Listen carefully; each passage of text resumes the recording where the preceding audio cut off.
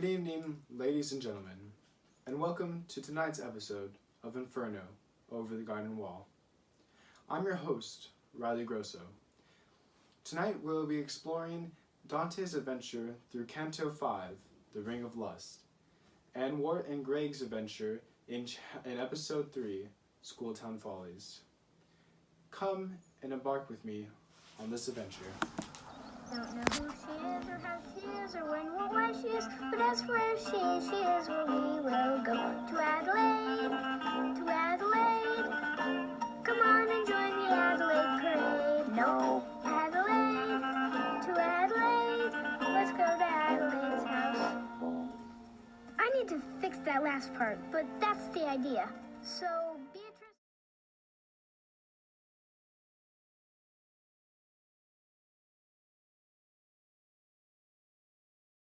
Here we have Wart, or should we say Dante. Both Wart and Dante are supposed to be the same person, as denoted by their matching red caps and the fact that they are both kind of chicken and got lost in the woods.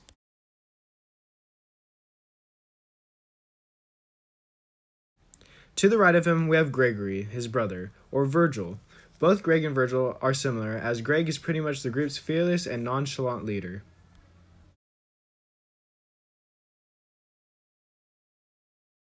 Lastly, we have Beatrice. Both Dante's Beatrice and Wart's Beatrice basically start their journey, and both Dante and Wart have a certain affection for her. However, Beatrice is not physically present in Inferno, like she is in Over the Garden Wall. In Canto 5, we see Dante and Virgil travel through the Ring of Lust. Lust is the animalistic and sexual desire for someone that gets so out of hand that it starts physically affecting a person's life. Those punished for this sin are left to a whirling vortex where they have no control of their bodies and constantly hit each other. Sorry. But shouldn't we... Greg, don't you want to be more like your brother? Just always doing what you're told? Huh? Just a pathetic pushover who relies on others to make all his decisions? Hey, what? I'm not a pushover. Hold on, Wirt. Let me get to my point. Fine. See, Greg? No willpower whatsoever. Here we see the first allusion to lust in this episode.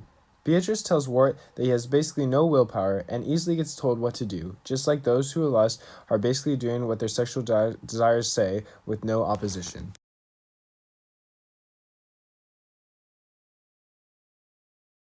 As Wart and Beatrice enter the schoolhouse, an allusion to the whirlwind that holds the sinners can be heard, as a very light breeze sound is present when the teacher says, "Excuse me." Greg? Excuse me? Please, take your seat, children. You're late. With you. Oh, Young man, I will not stand for such nonsense in my classroom. I got enough nonsense from that no-good, two-timing, low-down, handsome man of mine. Oh, Jimmy Brown, why did you have to leave me so? And now, with my father threatening to close the school, and that wild gorilla on the loose, why, Jimmy, I just have one thing to say. A is for the apple that he gave to me, but I found a worm inside.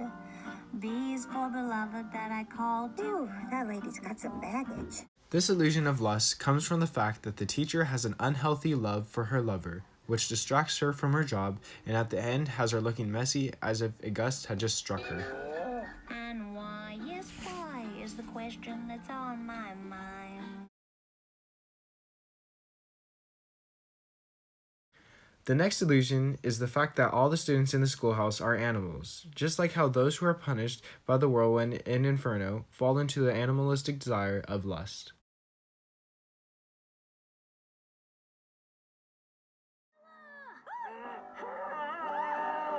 young man, do something!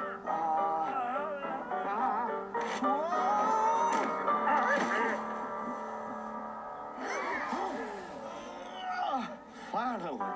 Jimmy? That's right, darling. I was the gorilla.